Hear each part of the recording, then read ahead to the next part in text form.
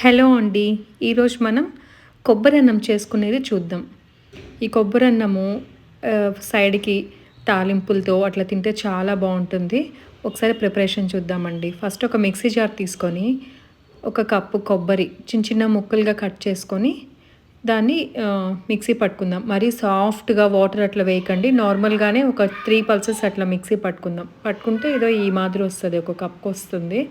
తర్వాత తిరగమాతకు కావాల్సినవి రెడీ చేసుకుందాం. ఒక ప్లేట్ తీసుకొని కొన్ని పచ్చిమిరపకాయలని మధ్యలోకి కట్ చేసుకోవాలి. కరివేపాకు ఎక్కువ వేసుకోవాలి.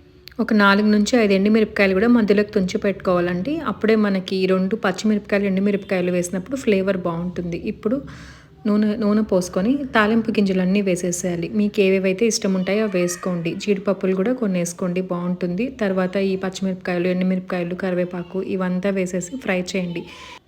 దీంట్లో ఒక సీక్రెట్ ఏంటంటే కొంచెం అల్లం తురిమేసుకోండి. మంచి ఫ్లేవర్ వస్తుంది తినేటప్పుడు. మంచి అరోమా ఉంటది. కొంచెం వేసుకోండి. కొంచెం తురిమి కాల్ టీ స్పూన్ వేసుకునేసేయండి. వేసుకొని బాగా మిక్స్ చేసేసి వెంటనే మనము తురిమి పెట్టుకున్న ఈ కొబ్బరి ఉంది కదండీ మిక్సీలో వేసుకున్నది అదేసి ఫ్రై చేయండి. ఇది ఎక్కువసేపు ఫ్రై చేయకూడదు. జస్ట్ ఒక 15-20 సెకండ్స్, లేదంటే కలర్ చేంజ్ అవుతుంది, ఫ్లేవర్ చేంజ్ అవుతుంది.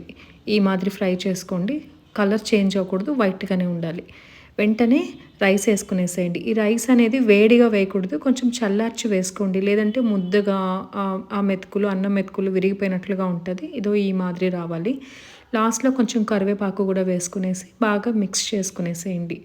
మిక్స్ చేసుకునేసి ఒక సపరేట్ బౌల్లోకి తీసుకునేసేయండి. అంతే అండి.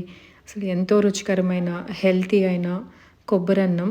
ఇది ప్రసాదంలా కూడా మీరు గుడికి కూడా తీసుకొని వెళ్ళొచ్చు. దీంతో నేనైతే ఆలు ఫ్రైతో తిన్నానండి.